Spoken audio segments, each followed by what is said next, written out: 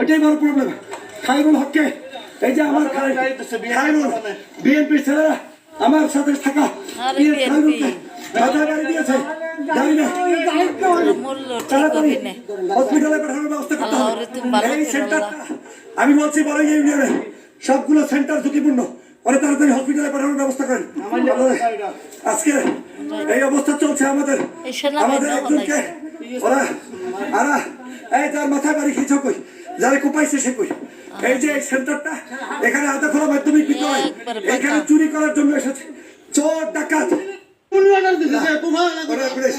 আপনি ওনাকে নিয়ে যাবেন, আপনি কেন কোপাইতে অর্ডার করলেন? কেন কোপাইতে অর্ডার করলেন না? আপনি কোপাইতে অর্ডার করছেন কোপানোর, কোপাইতে আপনি মুরব্বী মানুষ, বয়স্ক মানুষ, আপনি কোপানোর তাহলে কেন সেনাবাহিনী আসছে? আপনি যান।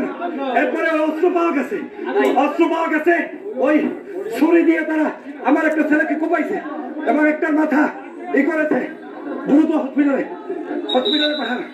এই যে সেন্টার আদাখোলা সেন্টারের এই অবস্থা, আমি সকাল থেকে বলেছি বড়ইয়া ইউনিয়নে আমরা প্রত্যেকটা জায়গায় এই যে আমার খায়রুল আহত আছে, এই যে খায়রুল ওরা তাড়াতাড়ি ভান্ডারের কোথায় নেবে গালু এই যে খায়রুল আহত না, ওরা আপাতত পাড়ার একজন দিয়া পরে আসবে। আমরা বড়ইয়া ছাড়বো না। এই সেনাবাহিনীর গাড়ি এসেছে, আমরা তাদেরকে ধন্যবাদ জানাই, কিন্তু আমরা কতক্ষণ, আমি ক্যান্ডিডেট হয়ে এই কতক্ষণ যাবো?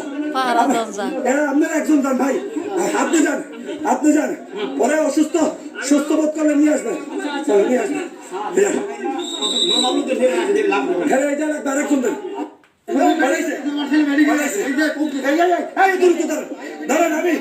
আমি ক্যান্ডিডেট হয়ে সেন্টার পাহারা দিতে হবে, নির্লজ্জতা আর কিছু রাখতে পারে না। আমি জামাত ইসলামের ক্যান্ডিডেট, আমাকে সেন্টার পাহারা দিতে হচ্ছে। আমার যখন 90টা সেন্টার ঘোরার কথা, তখন আমাকে সেন্টার পাহারা দিতে হচ্ছে। ঝালকাঠি এক আসনে তোদের এত ভয় কিসের? এই 200 উপরে মানুষ ছিল, তারা এখানে আমাকে পর্যন্ত আক্রান্ত করতে চেয়েছে। ও বাড়ি খেয়েছে, এরপর ড্রাইভারের মাথা ফেটেছে, দাঁত পড়েছে একজনের। এই হচ্ছে অবস্থা। সম্মানিত ভাইরা, এই সেন্টার, অন্যদিকে অন্য সেন্টার গুলো একই অবস্থা।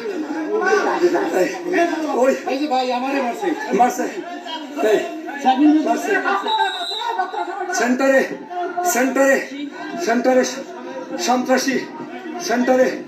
সন্ত্রাস। এই যে সুন্দর একটা সেন্টার, আমি 90টা সেন্টারে যাব, কিন্তু আমাকে বড়ইয়া ইউনিয়নে থাকতে হবে কেন? আমি প্রশ্ন রাখতে চাই। আজকের ভয়ে ভীত হয়ে বড়ইয়াবাসী মুক্তি চাই, বড়ইয়াবাসী স্বাধীনতা চাই, কিন্তু বড়ইয়াবাসী মানুষের যাওয়ার দরকার সংসদে হতে পারবে না।